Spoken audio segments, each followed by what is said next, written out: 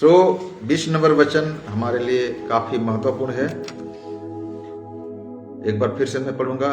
क्योंकि मैं तुमसे सच कहता हूं, यदि तुम्हारी धार्मिकता शास्त्रियों और फरीसियों की धार्मिकता से बढ़कर ना हो, तो तुम स्वर्ग के राज में कभी प्रवेश करने ना पाओगे। सबके बोले आमीन, हालेलुया। यह मसीह के समय, यीशु मसीह के समय यहूदियों के धार्मिक अगुओं का दृष्टिकोण के विषय में कहा गया है। मसीह के समय में यहूदियों का धार्मिक दृष्टिकोण और लोगों का मानना था, लोगों का मानना है, अभी भी है। वो दृष्टिकोण और अभी के दृष्टिकोण में कोई अंतर नहीं है। अभी भी लोगों का मानना है अच्छा जीवन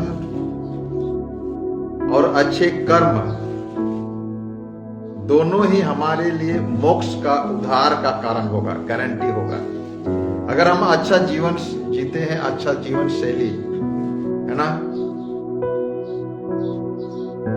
और अच्छा कर्म करते हैं, है ना, तो हम सोचते हैं कि उद्धार या तो मोक्ष, छुटकारा हमारे लिए निश्चित है, ऐसे हम लोग सोचते हैं।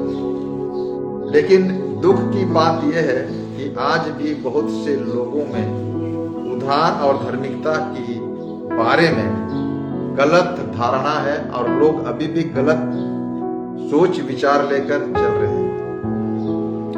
एक रिपोर्ट में विशेष तौर से मसीहियों के विषय में ये चर्चा करेंगे। 88% कैथोलिक वाले और मेथोडिस्ट वाले और लुथरन वाले, प्रेस्बिटेरियन वाले, ब्रदरन वाले, है ना, अधिकांश लोगों का मानना है, माने 88%, यदि लोग सामान्य रूप से अच्छे हैं और इस जीवन में दूसरों के लिए अच्छे काम करते हैं, तो मरने के बाद स्वर्ग में स्थान मिलेगा।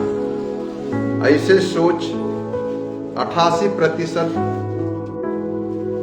कैथोलिक चर्च वाले, मेथोडिस्ट चर्च वाले और ब्रदरन चर्च वाले, लुथरन चर्च वाले, है ना, बैप्टिस्ट चर्च वालों का भी, जहां तक मेन लाइन कलीसिया जो कहलाता है, अधिकतर लोगों का ऐसा सोच है। परंतु हम यीशु मसीह के शिक्षा को हम देखते हैं, यीशु मसीह के वचन की बातों को देखते हैं, तो हम एक अलग धार्मिकता में, हमें अलग धार्मिक युग में जीने के लिए बुलाया गया है। हालेलुया। एक अलग सा आत्मिक, देखिए हम लोग कोई भी धर्म की बातें किया जाए, मुस्लिम हो या तो ईसाई हो या तो हिंदू हो या तो सिख हो, बौद्ध हो, जैन हो, है ना, सबके विचार इस तरह की है कि अच्छा जीवन जीना है, अच्छा काम करना है और ऐसे करने से मोक्ष प्राप्त। हमारे भारत का धर्मशास्त्र, दर्शन शास्त्र में कर्म कांड कहा गया है। क्या क्या है? कर्म कांड। अच्छा कर्म करेंगे तो अच्छा फल मिलेगा, है ना। कृष्णा जी का, है ना, जो गीता में उपदेश देते हैं कि कर्म करते जाओ, फल का आशा मत करो। लेकिन कहीं ना कहीं छिपा हुआ है, अच्छा कर्म करो तो अच्छा फल मिलेगा, है ना। शायद आज हमारे जितने भी लोग यहाँ पर बैठे हैं, हमारा भी यही सोच है ना। जहां हमारे चारों ओर ऐसे बहुत से लोग हैं, हम भी वैसे ही सोचते हैं, अच्छे बनकर, अच्छे कर्म करके स्वर्ग में अपना स्थान बनाना है। हमारा भी यही सोच हो सकता है।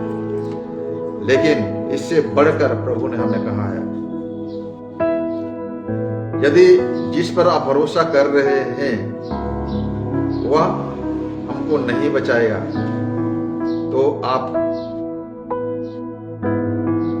जानना चाहेंगे, यदि कोई भी समझदार व्यक्ति ऐसा करेगा जिसको हम भरोसा करते हैं, जिस कर्म को हम भरोसा करते हैं, जो कर्म कांड के हम भरोसा करते हैं।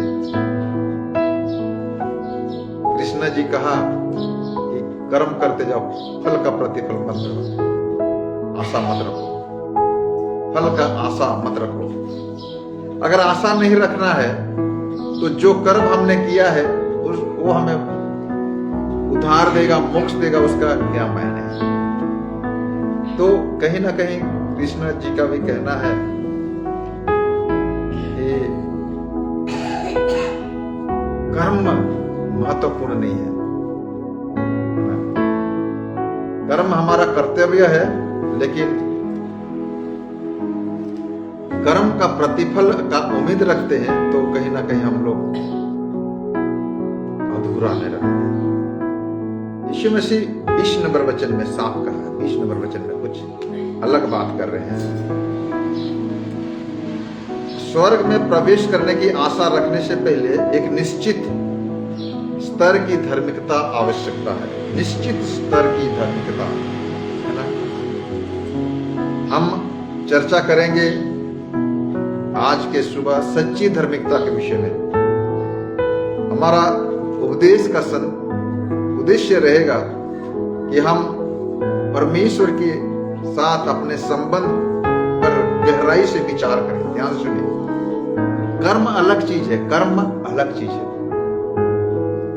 इन दिनों में हमने गरीबों को, विधवाओं को कंबल बांटा है ना, कपड़े बांटे, लेकिन प्रतिफल कुछ नहीं है कि वो हमारे घर में आके सेवा करे, हमें मदद करे, हमें कोई बदली में दे, है ना, कि हमको उसका कोई पैसा देगा, उसके बदले में कोई मेरे खेत खलिहान में कमाने आएगा, कि मुझे आशीष देगा, कि मेरे लिए दुआ करेगा।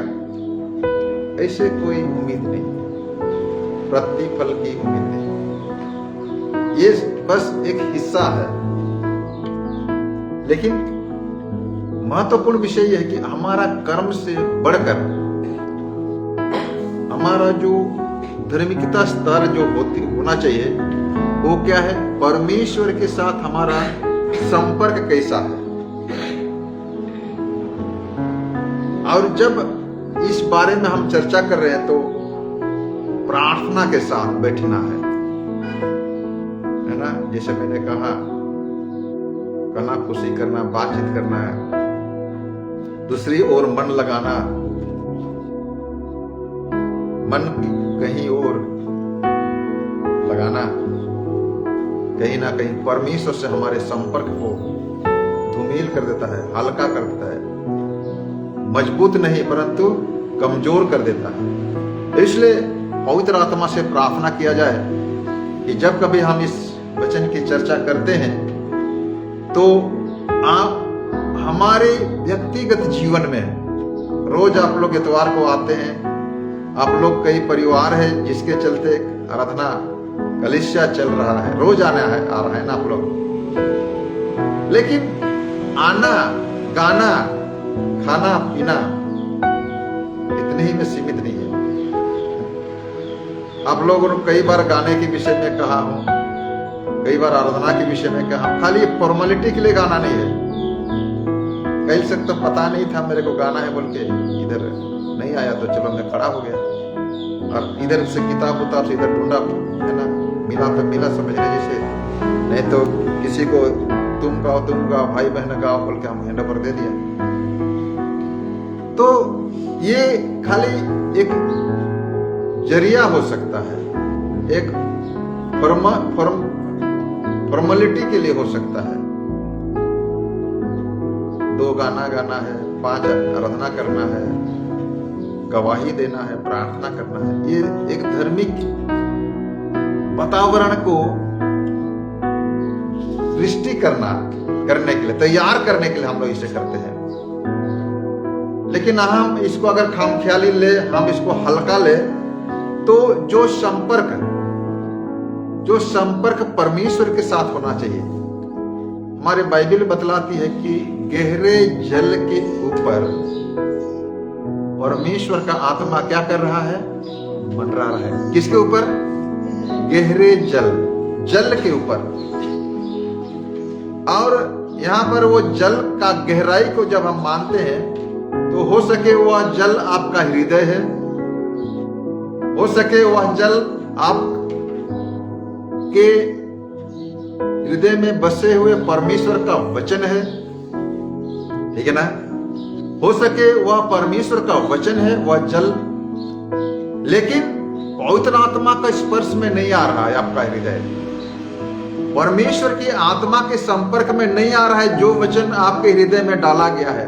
मैं अभी 2 दिन हुआ मेरे खेत में मटर का बीज डाला हूं, लेकिन 2 दिन से पानी नहीं डाला हूं मैं, तो उसमें अंकुर हो गया क्या? बीज अंकुरी निकलेगा बीज? हम आराधना करते हैं, हम वचन प्रचार कर रहे हैं, लेकिन परमेश्वर की आत्मा अगर संपर्क में ना आए वचन के साथ, परमेश्वर की आत्मा अगर आपके जमीन रूपी हृदय में या तो हृदय रूपी जमीन में परमेश्वर के आत्मा रूपी जल अगर उंडेला ना जाए तो वह वचन क्या हो जाएगा? क्या हो जाएगा? चिड़िया आएंगे चुग लेंगे, मिट्टी ना मिलने के कारण सूख जाएगा, है ना? 4 प्रकार के जमीन के बारे बताया है ना इसमें से। एक पथरीले जमीन, है ना? एक रोड के किनारे वाले जमीन, एक झाड़ी वाले जमीन, और चौथा कौन सा है? अच्छा जमीन। हालेलुया। हमको अच्छा जमीन कब बनेंगे? जब पवित्र आत्मा का उपस्थिति। हम जमीन में जब सूखी हो जाती है तो हम पानी दे रहे हैं, है ना, मशीन लगा के या तो, है ना, जैसे तैसे उपाय करके हम लोग पानी पटाते हैं। उसी प्रकार वचन खाली अगर हमारे जीवन में बोया जाए, वचन की खाली प्रचार किया जाए, तो वो सूखी जमीन में बीज डालने का बराबर है। इसलिए पवित्र आत्मा का आह्वान, पवित्र आत्मा का उपस्थिति हमारे जीवन में महत्वपूर्ण है। इसलिए जब कभी भी आराधना की बातें होती है, खामख्याली मत लेना, ध्यान देना है। अगला सप्ताह से जिसको प्रार्थना करना है तो सिर्फ प्रार्थना करो, गाना इधर उधर मत गाना। जब गाना गाने रहे तो गाना गाना है। हालेलुया। हम कोशिश करते हैं आराधना के लय में आने के लिए। बोले यीशु मसीह की कोशिश करना है पवित्र आत्मा की उपस्थिति के लिए। सो प्रार्थना हो कि पवित्र आत्मा, इनकमिंग वॉइस, पवित्र आत्मा हमसे बातें करे। यहां आके एक दूसरे से बात करने के लिए हम लोग यहां नहीं आए हैं, है ना? बेशक आराधना से पहले आप बातचीत करो, कोई दिक्कत नहीं। बेशक आराधना के बाद में बातचीत करो, चाय पानी पिलाएंगे आप सबको बढ़िया से बैठ के, है ना, बातें करेंगे, कोई दिक्कत नहीं। लेकिन आराधना के टाइम में, वचन प्रचार के टाइम में पाँच ऐसा बिल्कुल नहीं होना चाहिए। हालेलुया। ये मेरे लिए नहीं बोल रहा हूं, ये मेरा नियम नहीं है। किसका नियम है?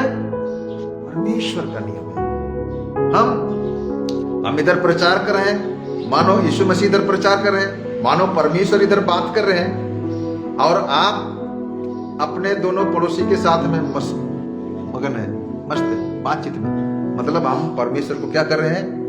लापरवाह कर रहे हैं, नजरअंदाज कर रहे हैं। बात करने दो यार, बकवास करने दो, इस टाइप का कभी कभी हम लोग सोचते हैं। तो शायद परमेश्वर के विषय में भी हम ऐसे सोचे तो हमारा संपर्क परमेश्वर के साथ कैसा है? अच्छा है? अच्छा है कि खराब है? दृढ़ है ना, मजबूत है ना, कमजोर है? कमजोर है। तब अब इसीलिए हम लोग बोलते रहते हैं,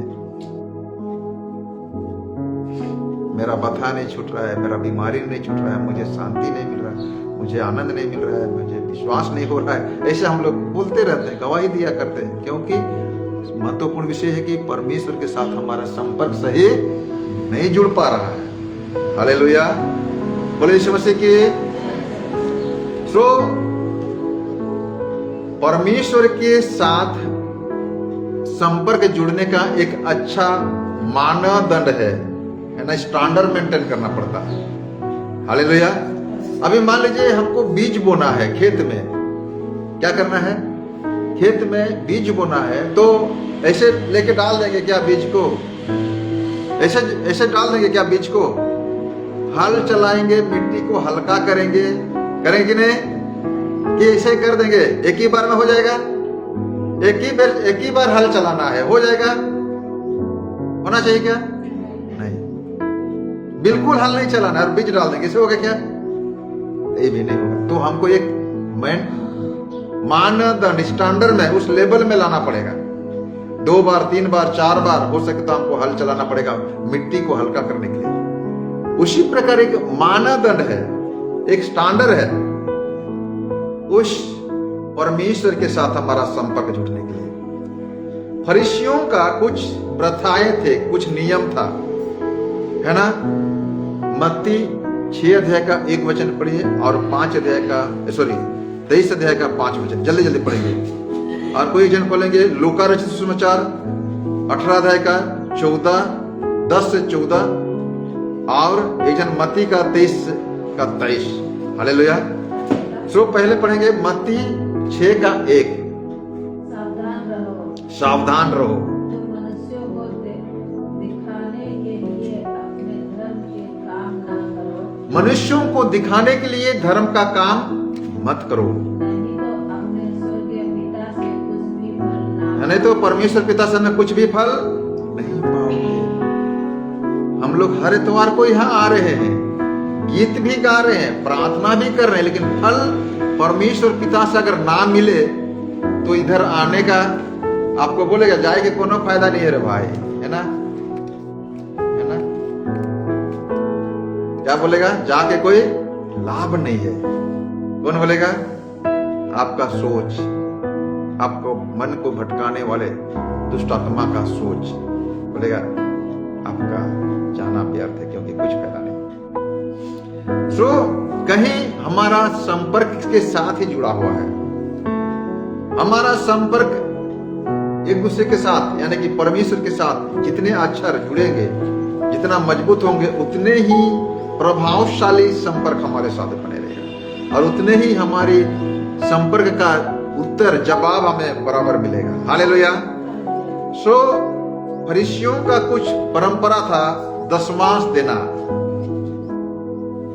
व्यवस्था माने कि बाइबिल का कड़ाई से पालन करना, व्यवस्था का, और बाहरी स्वच्छता के प्रति अत्यधिक ध्यान देना। बाहरी स्वच्छता, साफ सुथरा, नहाएंगे धोएंगे चाहे नहीं, सेंट जरूर लगाएंगे, है ना? बाहरी सेंट आना चाहिए, अंदर कचरा ही रहे, कोई दिक्कत नहीं। 23 का 5 नंबर, 23 का 5, मत्ती 23 का 5 जल्दी से। और कोई पढ़ेंगे मत्ती 23 का 23 जल्दी पढ़ेंगे तो जल्दी से। वे अपने सब काम लोगों को दिखाने के लिए करते हैं। वे अपने ताबीजों को चौड़ा करते और अपने वस्त्रों की खोल बढ़ाते हैं। भोज में मुख्य मुख्य स्थान और सभा में मुख्य बस हो गया।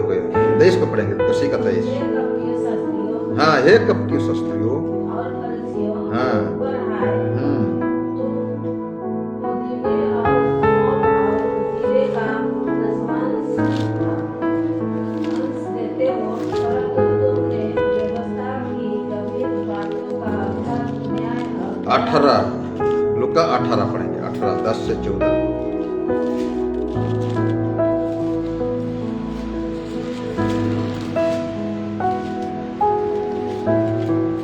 ऐसा लिखा है, 2 मनुष्य मंदिर में प्रार्थना कर रहे थे, एक फरीसी था, दूसरे चुंगी लेने वाला। फरीसी बड़ा खड़ा होकर अपने मन में यूं प्रार्थना करने लगा, हे परमेश्वर, मैं तेरा धन्यवाद करता हूं, मैं दूसरे मनुष्य के समान जो मेरे पीछे है वैसे नहीं हूं, है ना? अंधेर करने वाला, अन्यायी या तो व्यभिचारी, ना इस चुंगी लेने वाले के समान हो। ध्यान सुनिए, मैं सप्ताह में 2 बार उपवास रखता हूं, अपने सब कमाई का 10वांश देता हूं। ठीक है ना? अपने कर्म के ऊपर ये भरोसा कर रहे हैं, ठीक है ना?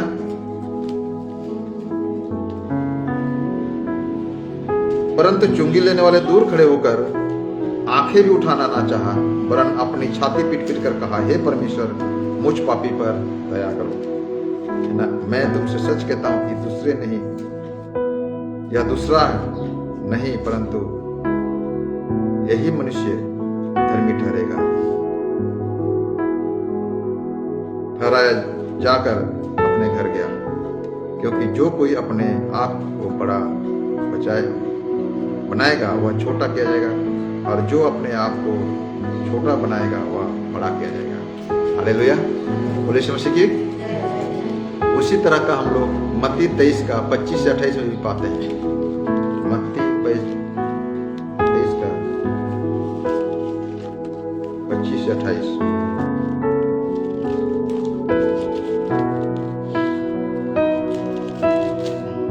कैसे लिखा? हाँ, हे कपटी शास्त्रियों, तुम पर हाय।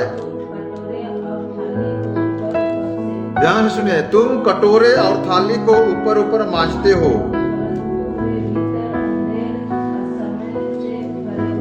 और भीतर कैसा होता है? अंधेर और असंयम से भरे हुए हैं। अंधे फरीसी अपने कटोरे और थाली को भीतर से मांजो, और बाहर से और भीतर से क्या हो जाए? स्वच्छ हो जाए। ध्यान सुने, हे कपटी शास्त्रियों, फरीसियों, हाँ, तुम पर हाय। तुम चूना फिरी हुए गब्बरों के समान हो। ऊपर से सुंदर दिखाई दे रहा है, और भीतर में क्या है? हड्डियां और सब प्रकार के मलिनता से भरी है। हालेलुया। हमारा स्वभाव ऐसा नहीं होना चाहिए। ये जो लोग बाहरी दिखावा का धर्मी काम कर रहे हैं, है ना, दिखावे के लिए चर्च आना, दिखावे के लिए गाना गाना, नाचना, है ना, या तो अच्छा प्रार्थना करना, अच्छा वचन प्रचार करना, दिखावा नहीं होना चाहिए। और ऐसे लोगों को क्या कराए? चूना फिरी हुई पोती हुई कब्र। बाहर तो साफ सुथरा दिखाई दे रहा है, अंदर में क्या है? हड्डियां और सड़ी हुई मलिनता, यानी कि गंदा। ऐसे हमारा स्वभाव नहीं होना चाहिए। हम बर्तन को अगर बाहर को रखा, खाली धोया जाए, है ना, मैं चाय पी के कभी कभी यहाँ सूख जाता है, और खाली मैं इधर खाली धोता हूँ और अंदर नहीं धो तो अच्छा लगेगा? नहीं, ठीक है ना। वैसे ही है हमारा शरीर। बहुत सारे लोग अपना शरीर को जहां तक साफ करने की प्रयास करते हैं, है ना। अच्छा जरूरी भी है, साफ सुथरा जो जरूरी है, लेकिन जितना हम बाहर साफ करें उससे अंदर हमारा भीतरी मनुष्यत्व भी साफ होना चाहिए। हालेलुया, बोले यीशु मसीह की। सो स्वर्ग में प्रवेश करने के लिए परमेश्वर का मापदंड क्या मेजरमेंट होना चाहिए? मैट्रिक में पास होने के लिए एक सब्जेक्ट में जैसे 30 मार्क होना चाहिए, 100 से 30 लाना है ना, या तो 40 लाना है सीबीएसई एससीबीटी बोर्ड में, सीबीएसई बोर्ड में, एससीबीसी बोर्ड में, आईएसएससी में। तो वैसे ही हमारा परमेश्वर के राज्य में प्रवेश करने के लिए एक मापदंड है जो हमें परिपूर्णता की ओर ले चलेगा। स्वर्ग में परमेश्वर के राज में प्रवेश करने के लिए एकमात्र आशा यही है कि हम प्रभु यीशु मसीह के समान धर्मी और पवित्र हो। यही परमेश्वर का मापदंड है जो सब मनुष्य पर लागू होता है। पादरी पर, पास्टर पर, प्रचारक पर, बिशप पर से लेकर साधारण आप जैसे विश्वासी लोगों, हर लोगों के बीच में एक ही मापदंड है। क्या है? हम मसीह की तरह क्या हो जाए? परिपूर्णता में शुद्ध और पवित्र हो जाए। हालेलुया, बोले यीशु मसीह की। दूसरा नंबर पॉइंट हम लोग देखेंगे, मनुष्यों की क्या कमी है, मनुष्यों की कमियां, है ना। रोमी 3:3, रोमियों के पत्री 3:3 में लिखा है, और 23 हम जानते हैं। रोमी 3:3, 3 अध्याय का 3 वचन। विश्वासघाती होने से परमेश्वर की सच्चाई व्यर्थ रह जाएगी। 23 को पढ़े, 30 को। इसलिए कि सब ने पाप किया है और परमेश्वर की महिमा से हालेलुया। रोमी 3:3 में लिखा है कि यदि कुछ विश्वासघाती निकले भी तो क्या हुआ? क्या उसके विश्वासघाती होने से परमेश्वर की सच्चाई व्यर्थ ठहरेगी? बहुत सारे लोग विश्वासघाती ठहरते हैं, बहुत सारे लोग विश्वास नहीं करते, विश्वास के आधार पर नहीं चलते हैं। तो क्या मसीहत खत्म हो जाएगा? विश्वासी लोग खत्म हो जाएंगे? ऐसी बात नहीं है। 3:23 वचन में परमेश्वर का वचन कहता है कि कोई भी धर्मी नहीं है, कोई भी परमेश्वर के मापदंड में खरा नहीं उतरेगा अपने आप में। मनुष्य अगर प्रयास करे तो अपने आप में कोई भी परमेश्वर के मापदंड में खरा नहीं उतर सकेगा। ध्यान सुनिए, लेकिन परमेश्वर ही है जो हमारे लिए उपाय किया है। हम लोग चर्चा कर रहे हैं। हालेलुया। गलाती 3:22 वचन भी पढ़ेंगे। गलातियों की पत्री 3:22। गलातियों की पत्री 3:22।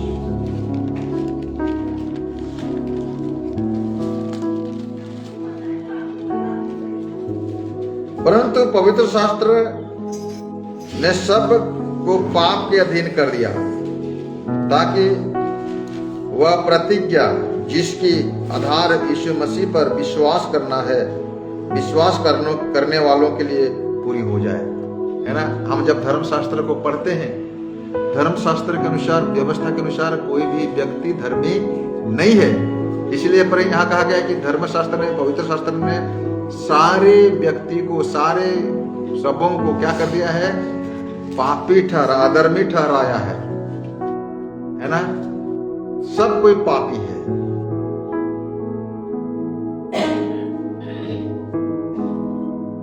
मनुष्य जो सर्वोत्तम काम करता है, मनुष्य को लगता है कि मैं सबसे अच्छा काम कर रहा हूं, अच्छा कर रहा हूं, मुझे लगता है कि मैं अच्छा कर रहा हूं, आपको लगता है कि मैं अच्छा कर रहा हूं, है ना? लेकिन दूसरा को समझ में आता है कि आप अच्छा है ना बुरा है। हो सके उसको भी अच्छा लगे, लेकिन परमेश्वर को अच्छा लगना चाहिए। 64 वचन पढ़ेंगे। यशायाह के 64:6। और वही से लिखा है, ध्यान से सुनिए।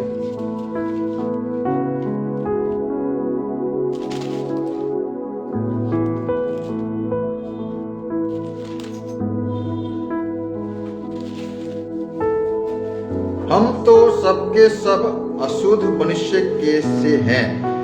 हम तो सबके सब कैसे हैं? अशुद्ध मनुष्यों के से हैं। और हमारे धर्म के काम सबके सब कैसे हैं? मैले चिथड़े के समान है। हमारे धर्म का काम कैसे हो सकता है? मैले चिथड़े के समान है।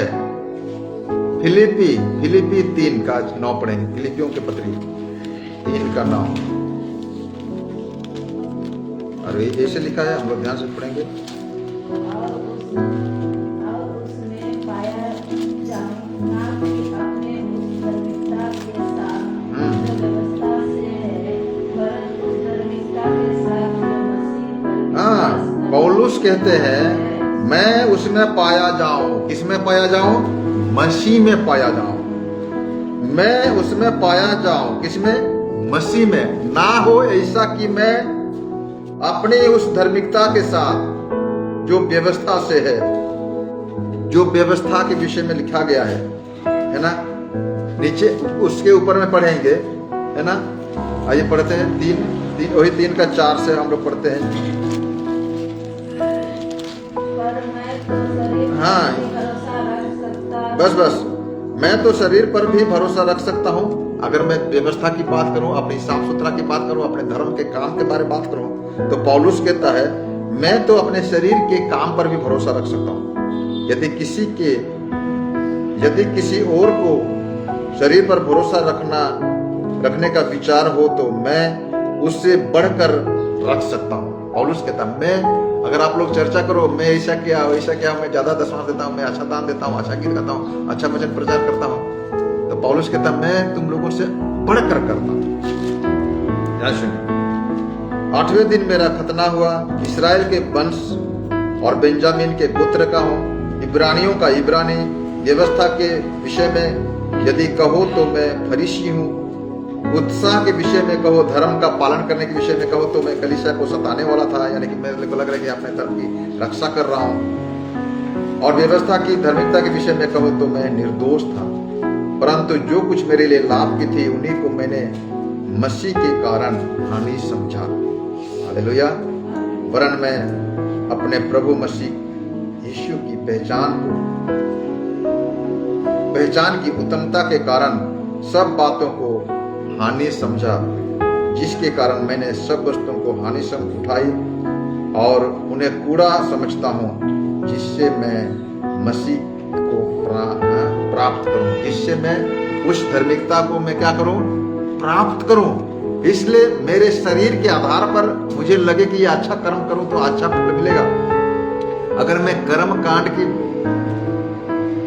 महत्व को अपने जीवन में मायने दूं, महत्व दूं, तो हो सके वो मुझे कम लाभ देगा, और हो सके मैं इसको त्याग दिया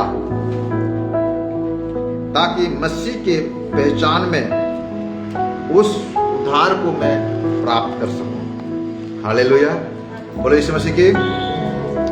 सो महान पौलुस प्रेरित भी अपने धार्मिकता के बल पर परमेश्वर का सामना करना नहीं चाहता, है ना। वह जानता था कि उसके कर्म उद्धार नहीं कर सकता, और ना ही आपके और मेरे भी। हालेलुया। बाइबल कहती है सबने पाप किया, है ना। रोमी 3:23 हमने पढ़ा, सबने क्या किया है, पाप किया। यशायाह 53:6 कहता है हम सब के सब क्या हो गए हैं, भटक गए हैं। देखिए यशायाह 53:6 क्या लिखा है,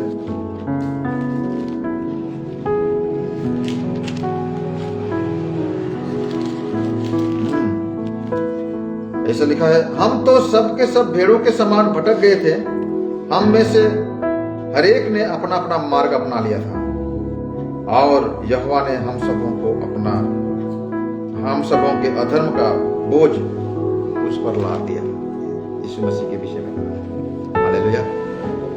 सो याकूब 2:10 कहता है कि यदि हम सब व्यवस्था का पालन करें, हर इतवार आराधना आए, दान दक्षिणा दे, अच्छा गीत गाए, अच्छा प्रार्थना करे, बिल्कुल पाप ना करे, लेकिन किसी बात में हम चूक जाते हैं तो सारी व्यवस्था हम लोग क्या ठहरेंगे, दोषी ठहरेंगे। हालेलुया, बोले यीशु मसीह की। तो हम अपने कर्म के अनुसार अगर धर्मी बनने की प्रयास करें तो वो हमारे लिए असफलता का कारण हो सकता है। इसलिए परमेश्वर ने हमारे लिए क्या किया है, मार्ग खोला है, सत्य खोला है, जो हमें जीवन की ओर चलेगा, जीवन की ओर क्या करेगा, ले चलेगा। हालेलुया। सो हमारे अधर्मता के लिए, हमारे अज्ञानता के लिए, हमारे अशुद्धता के लिए, हमारे अपवित्रता के लिए परमेश्वर के पास क्या है, समाधान है। क्या है, योजना है। बोले यीशु मसीह की। भजन संहिता 103:14 हम लोग पढ़ेंगे, और विलाप की 3:22 और 23 वचन। 103:14 ऐसा लिखा है, क्योंकि वह हमारी सृष्टि जानता है और उसको स्मरण रहता है कि हम मनुष्य क्या है, मिट्टी ही है। सो हम मिट नहीं गए हैं, ये हमारा यहोवा का महान करुणा। हम मिट्टी में नहीं मिलाए गए हैं, मिट्टी मिट्टी में मिल जाएगा, ऐसे कहा गया। तू मिट्टी से बना है, मिट्टी में मिल जाएगा। ऐसे आदम को श्राप दे दिया परमेश्वर ने, क्योंकि वो परमेश्वर के आज्ञा को उल्लंघन किया। सो जब भी मनुष्य मर जाता है, उसका मिट्टी से रचा गया शरीर मिट्टी में मिल जाता है। जब कभी भी आप परमेश्वर के वचन के साथ हो, आप बेशकीमती पात्र हो, लेकिन परमेश्वर के वचन को आप उल्लंघन करते हैं, परमेश्वर के वचन को हम नहीं मानते हैं, परमेश्वर के वचन को हम लापरवाही करते हैं, नजरअंदाज करते हैं, ध्यान नहीं देते हैं, आप मिट्टी बन जाते हो। हालेलुया, बोले यीशु मसीह की। आप मिट्टी ना बने भैया, आप मिट्टी ना बने प्रियो, परंतु परमेश्वर के लिए बेशकीमती पात्र, उपयोगी पात्र है ना, कि रूप में इस्तेमाल होने पाए। हालेलुया। तो परमेश्वर जानता है कि मनुष्य कभी अपने प्रयास से, हम कभी भी अपने प्रयत्न से, कभी भी हम अपने कोशिशों से उद्धार यानी कि पाप मोक्षण प्राप्त नहीं कर सकते हैं। अगर प्रयास भी करें तो स्वर्ग में प्रवेश करने के लिए, स्वर्ग राज्य में प्रवेश करने के लिए हमारा कर्म कांड पर्याप्त नहीं हो सकता। इसलिए परमेश्वर ने हमारे लिए एक ऐसा मार्ग तैयार किया, ऐसा धार्मिकता प्रयास किया, जहां धर्मी जन पापी जन धर्मी बन सके और परमेश्वर के उच्च मानक को पूरा कर सके। हालेलुया। बोले यीशु मसीह की। हम अपने प्रयास से कुछ नहीं कर सकते, अपने कर्म से कुछ नहीं कर सकते, अपने शारीरिक प्रयास से हम कुछ कर नहीं सकते। परमेश्वर को मालूम है, इसलिए उसने उस समय ही तैयार किया। आदम को पता नहीं था। मैं तो सोच रहा था अपने, है ना, अंजीर का पेड़ पत्ता को सील करके अपना नंगापन बंद करूंगा, अपना बस्तर बना लूंगा। उसको मालूम नहीं था कि मेरे को इतने ही में सीमित रहना पड़ेगा। उसका उतने ही बुद्धि काम कर रहा है ना। लेकिन उससे बढ़कर परमेश्वर के लिए योजना था, उसके नंगेपन को ढकने के लिए, उसको धार्मिकता का बस्तर पहनाने के लिए। और वो योजना क्या है? एक पशु को बलि होना पड़ेगा, एक मेमने को बलि होना पड़ेगा। वो मेमना कौन है? यीशु मसीह है। हालेलुया। जबकि आदम और हवा को इनका कुछ होश हवास नहीं है। वो लोग प्रयास कर रहे हैं अपने कर्म से, अपने कर्म कांड से, अपने प्रयास से, अपने कोशिशों से प्रयास कर रहे हैं अपने नंगेपन को ढकने के लिए, यानी कि परमेश्वर से अपने लज्जा को छिपाने के लिए, मनुष्य से अपने लज्जा को छिपाने के लिए, है ना। मनुष्य कौन है? खाली दो ही है ना, आदम और हवा दोनों है। एक दूसरे के साथ अपने लज्जा को छिपाने के लिए प्रयास कर रहे हैं। परमेश्वर आएगा तो कैसे हम उसके सामने जाएगा, है ना। वो लोग प्रयास तो किया अंजीर का पत्ता का लंगोट बनाने का, लेकिन हिम्मत नहीं, वो लोग झाड़ी में छुप गए। फिर से प्रयास करो तो भी आप सफल नहीं होगे, परमेश्वर को पता है। इसलिए उसने आपके सोचने से पहले, हमारे सोचने से पहले एक धार्मिकता को तैयार किया है, एक धर्मी जन को तैयार किया, एक मेमने को तैयार किया, एक पशु को तैयार किया है, जो कि आप और मेरे लिए क्या हो गया है? क्रूस पर बलिदान हो गया है। हालेलुया। बोले यीशु मसीह की। ये बलिदान कई चरणों में पाए, कई चरणों में बलिदान का योजना है। ये योजना कई चरण में है। जैसे हम इलेक्शन वोट होता है, मतदान होता है तो 5 चरण में होता है अक्सर, या 4 चरण में, 2 चरण में, 3 चरण में इलेक्शन होता है हमारा देश का। प्रधानमंत्री या तो सरकार बनाने का, है ना, या तो सरपंच के लिए, एमएलए के लिए, कोई भी 4-5 चरण में। तो ऐसे ही उद्धार का जो चरण है कई चरणों में छिपा हुआ है ना। और ये बहुत पुराना योजना है। ये योजना सबसे पुराना है। प्रकाशित वाक्य को हम लोग पढ़ेंगे। प्रकाशित वाक्य 13 अध्याय का 8 वचन, 13 का 8 जल्दी से पढ़ेंगे, कोई और मिल जाए तो।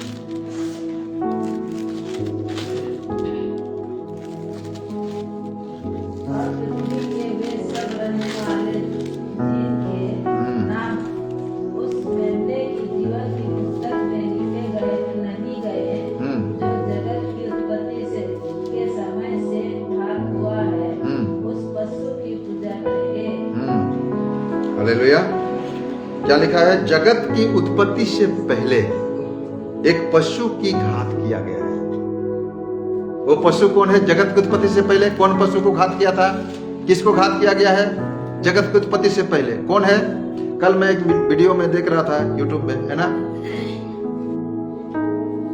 पहला वचन जो है उत्पत्ति का 1 अध्याय का 1 वचन, आदि में, आरंभ में परमेश्वर ने आकाश और पृथ्वी को रचा। ठीक है ना। किसको रचा? आकाश और पृथ्वी को रचा गया। उस आकाश और पृथ्वी में कौन थे? कौन थे उस समय? कौन लोग थे? आदम और हवा नहीं था उस समय। कौन था? स्वर्गदूत और लूसीफर, है ना। स्वर्गदूत सबका शासन था, लूसीफर का शासन था उस समय। ध्यान से सुनिए, कौन, किसका शासन था उस समय? स्वर्गदूत यानी कि लूसीफर का। और उस समय जो पहला वचन जो लिखा गया, ध्यान से सुनिए, पहला वचन जो लिखा, आकाश और पृथ्वी को रचा गया, जो कहा गया है, उस समय उस आकाश और पृथ्वी में किसका राज था, किसका शासन था, कौन सब थे, स्वर्गदूत सब थे, है ना। और उसी घटनाक्रम में, उसी वचन के घटनाक्रम में लूसीफर परमेश्वर के विरोध में क्या किया, कार्य किया। और जब परमेश्वर के विरोध में खड़ा हुआ तो लूसीफर को परमेश्वर ने क्या किया, लात मार के नीचे गिरा दिया। वो पहला घात हुआ, वो पशु बन गया, पहला घात किसने किया, किसने हुआ, लूसीफर ने। वो मनुष्य नहीं था, स्वर्गदूत था। सो अंत के दिनों में जो यहां पर लिखा गया कि लोग उसी को क्या करेंगे, करेंगे, उस लूसीफर को, जिसको उत्पत्ति से पहले, किसकी उत्पत्ति से पहले, मनुष्य की उत्पत्ति से पहले, आदम और हवा की उत्पत्ति से पहले, आकाश की उत्पत्ति, चांद और सूरज, आपको मालूम है ना। उसके बाद ना नई आकाश, नई पृथ्वी फिर से बनाया गया, फिर से नया सूरज, नए चांद, नए आकाश, नई पृथ्वी, नए पहाड़ पर्वत, जंगल झाड़, नदी नाला, पालतू पशु, जानवर पशु है, जंगली पशु बाद में बनाया गया। उससे पहले क्या थे, शायद वैसे ही थे, लेकिन लूसीफर के पाप करने के द्वारा क्या हो गया, वह पृथ्वी बेडोल, सुनसान और अंधकार हो गया। हालेलुया। क्या हो गया, बेडोल, सुनसान और अंधकार। तो जगत की उत्पत्ति से पहले जो व्यक्ति को घात किया गया वो कौन है, कौन घात किया, परमेश्वर ने पाप का दंड दिया। लोग क्या करेंगे, उसी की सेवा करेंगे, उसी की सेवा करेंगे। दूसरा योजना जो है,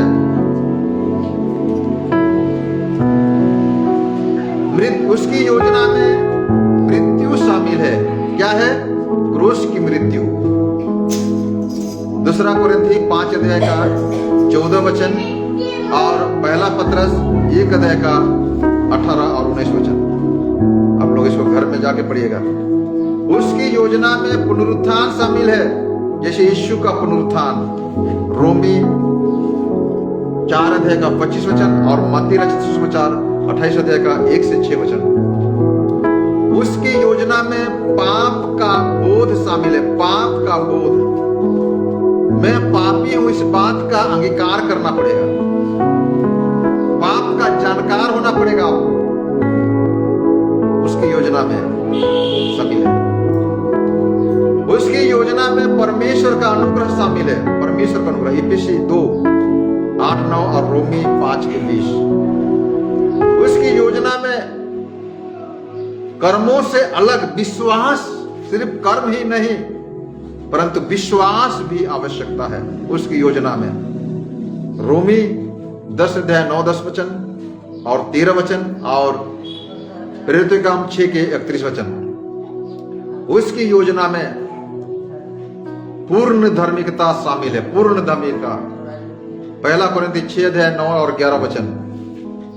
उसकी योजना में अनंत जीवन शामिल है, अनंत जीवन, मत्ती 11:28, सॉरी यूहन्ना, मत्ती 11 नहीं, यूहन्ना 10 का 28, यूहन्ना 3 का 16, पहला पत्रस 3 का 5। उसकी योजना में अनंत स्वर्गीय घर शामिल है, अनंत घर स्वर्ग में जो विराजमान है। प्रकाशित वाक्य 21 अध्याय का 4 वचन और रोमियो के पहला कोरिन्थी 2 का 9 वचन। उसकी योजना में अचूक गारंटी, निश्चयता, जो चूक नहीं सकता, जो झुक नहीं सकता, जो टूट नहीं सकता, वह निश्चयता शामिल है, जिसके विषय में इब्रानी की किताब 7 अध्याय के 25 और 13 अध्याय का 5 वचन है। हालेलुया, बोले यीशु मसीह की। सो मनुष्य अपने आप में धर्मी नहीं ठहर सकता, और ना ही कभी धर्मी बन सकता, केवल और केवल यीशु मसीह के द्वारा। यीशु मसीह में एक साधारण सा विश्वास, राई के दाने के बराबर विश्वास, साधारण सा विश्वास है ना। इसके लिए जो अलग अलग धर्म शास्त्रों में, यानी कि अलग अलग धर्म सिद्धांतों में है ना, दान, दक्षिणा, यज्ञ, कर्मकांड, छिप का बखान है, उसमें मनुष्य धर्मी हासिल नहीं कर सकता। लेकिन परमेश्वर ने एक सरल उपाय हमारे लिए किया, वह है विश्वास करो। साधारण सा विश्वास करना है। ये उद्धार का एक सरल उपाय है। हालेलुया, बोले यीशु मसीह की। रोमी 4 अध्याय का 18 से 25 में आप इसको पढ़ सकते हैं। तो क्या हमने ऐसा किया है? क्या हमारा संपर्क मसीह के साथ अच्छा है? बहुत आसान लोगों का लगा होगा कि यह बहुत आसान है ना। लोगों को कुछ ना कुछ करना अच्छा लगता है। उद्धार के लिए आपके योगदान की आवश्यकता है। आपको वो उद्धार के लिए क्या करना है? विश्वास करना है। बोले यीशु मसीह की। तो 2 कोरिन्थी 5 का 10 वचन हम लोग पढ़ेंगे।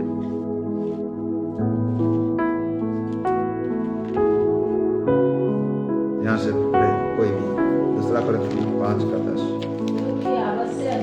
क्योंकि अवश्य है, ध्यान से सुनिए, हम सब का हाल मसीह के न्याय आसन के सामने खुल जाए कि हर एक व्यक्ति अपने अपने भले बुरे कामों का बदला जो उसने देह के द्वारा किए हो पाए। क्या लिखा है? क्योंकि अवश्य है, जरूरी है, निश्चय है कि हम सबका हाल, हालत, अवस्था, परिस्थिति क्या है? मसीह के न्याय आसन के सामने क्या हो जाएगा? खुल जाएगा। अकेले में क्या कर रहे हैं, अंधेरे में क्या कर रहे हैं, आज गिरजा नहीं आके घर में क्या कर रहे हैं, है ना। हम लोग इधर गीत आराधना करते हैं, प्रिंस उधर घर के अंदर क्या कर रहा है, कंबल ढपा के, है ना। इधर बोलेगा तो झूठ भी बोल सकता है, ऐसे कर रहा, वैसे कर रहा, सिर दर्द, मुड़ी दर्द सब बोल सकता है इधर आके। लेकिन परमेश्वर को सामने सब क्या हो जाएगा? ये प्रिंस नाम ले लिया तो खाली प्रिंस को मत, आप लोग भी इसको ध्यान देना। हालेलुया, बोले यीशु मसीह की। मैं उसको ध्यान में आपको देना है, इसलिए बोलता हूं कि परमेश्वर से हम छिप नहीं सकते, परमेश्वर से हम झूठ नहीं बोल सकते हैं। हमारा हाल खुल जाएगा, हमारा परिस्थिति खुल जाएगा। मैं अकेला क्या कर रहा हूं? आप अगर पूछो तो मैं अपने को अच्छा प्रयास करूंगा धर्मी बनाने के लिए, लेकिन परमेश्वर के सामने सब खुल जाएगा। हालेलुया, क्या खुल जाएगा? कि हर एक व्यक्ति अपने अपने भले बुरे कामों का बदला जो उसने देह के द्वारा किए हो पाए। हम अपने देह के साथ क्या गलत किया है? इस देह में जो परमेश्वर का मंदिर है, ये परमेश्वर का आत्मा इसमें वास करता है। इस मंदिर को हमने कितना सचोटता के साथ तैयार किया है, कितना काम में लाया है, ये सब का हिसाब होगा। आप यीशु मसीह के परिपूर्णता में धार्मिकता को प्राप्त करें। ऐसे होता है तो यीशु मसीह बोलेगा, हे मेरे भोले और भले विश्वास योग्य सेवक, अपने प्रभु के आनंद में प्रवेश करो। हालेलुया। अगर ऐसा हमारे परिस्थिति खराब है, यानी कि हमारा शरीर को हम गलत तरीके इस्तेमाल किया, शरीर की अभिलाषाओं को पूरा किया, जो गलाती 5 अध्याय के 18 से 21 वचन में है। शरीर के काम तो प्रकट है ना। वो शरीर के काम के अनुसार अगर हम अपने जीवन को तैयार कर रहे हैं, जीवन को बिता रहे हैं, या तो अपने आप को अधिक से अधिक कर्म कांड पर भरोसा कर रहे हैं, वो यीशु मसीह बोलेगा, परमेश्वर बोलेगा, मैं तुम्हें नहीं जानता, मुझसे दूर हो जाओ। हालेलुया। तो हमारे लिए एक चुनाव है, हमारे लिए एक विकल्प है।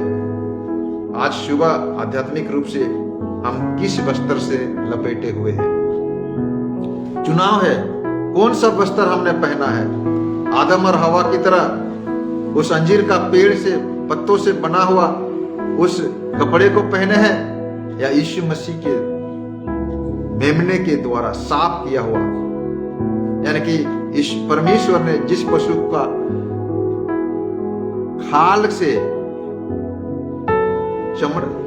चमड़े से जो वस्त्र बनाया उस वस्त्र को पहना है ना। उससे बढ़कर यीशु मसीह रूप मेमने को हमारे लिए बलिदान होना पड़ा। उस मेमने के लहू से क्या हमारा वस्त्र साफ है। बोलो यीशु मसीह की ये आपको और मेरा आज विचार करने का विषय है। हालेलुया। तो ये वचन मामूली नहीं है, बहुत ही महत्वपूर्ण विषय है। आइए हम आप एक बार अपने आप को जांचे परखे। बोलो यीशु मसीह की और उसकी धार्मिकता में अपने आप को तैयार करें। परमेश्वर आप सबको इस वचन में बहुत अच्छा